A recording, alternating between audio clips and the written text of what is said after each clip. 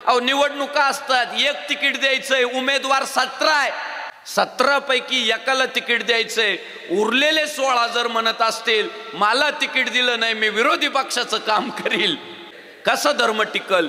अशा वेळी माझ्या धर्मासाठी, माझ्या भगव्या ध्वजाच्या रक्षणासाठी मला थांबावं लागत असेल तर मी थांबलं पाहिजे. मी आवर्जून उदाहरण सांगतो.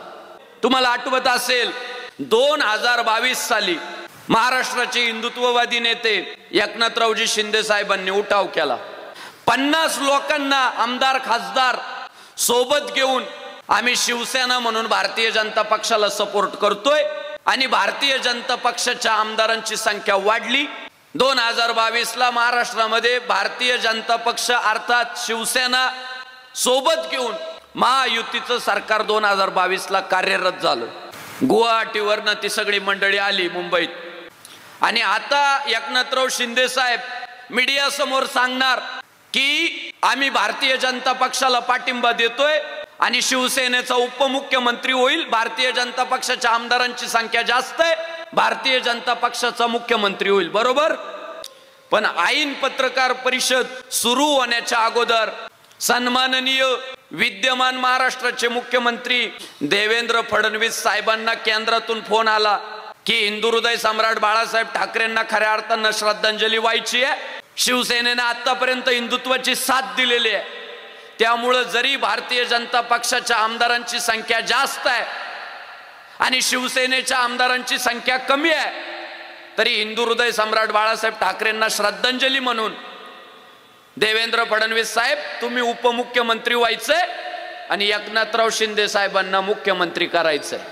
त्यावेळी जर कदाचित देवेंद्र फडणवीस साहेब म्हणाले असते अरे बाप रे बाप, मी गुवाहाटीला नेले, मी सगळा खटाटोप केला आणि आईन मी पुन्हा यायच्या वेळेला तुम्ही सांगताय तू मागं होई, असं जर तेव्हा देवेंद्र फडणवीस साहेब म्हणाले असते तर काय झालं असतं? भांडणं झाली असती, वाद झाले असते, फूट पडली असती.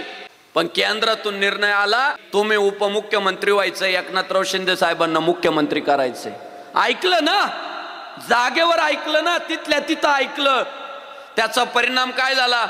2.5 वर्ष गुन्ह्या गोविंदानं सरकार राहिलं, गोमातेला राज्यमातेचा दर्जा मिळाला, महंत रामगिरी महाराजांसारख्या साधू संतांना संरक्षण मिळालं, लाडक्या बहिणींना योजना मिळाल्या आणि परिणाम काय झाला? पुन्हा महायुतीचं सरकार 2024 ला जनतेने विश्वास ठेवून निवडून दिलं.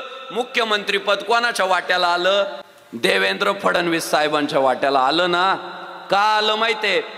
त्या 2.5 वर्ष त्याग केला, त्या 2.5 वर्ष विश्वास ठेवला वरिष्ठांवर आणि परिणाम 2024 ला पुन्हा मुख्यमंत्री देवेंद्र फडणवीस साहेब झाले. मग माझे हिंदू बांधवांना आपल्या सगळ्यांना तेच सांगणं हो, तुला आत्ता शहर प्रमुख नाही केलं, तुला आत्ता अध्यक्ष नाही केला, तुला आत्ता सचिव पद नाही दिलं, तुझं एवढ्या वेळेस सभेत नाव नाही घेतलं, मग तू लगेच म्हणतो मी पक्ष बदलील.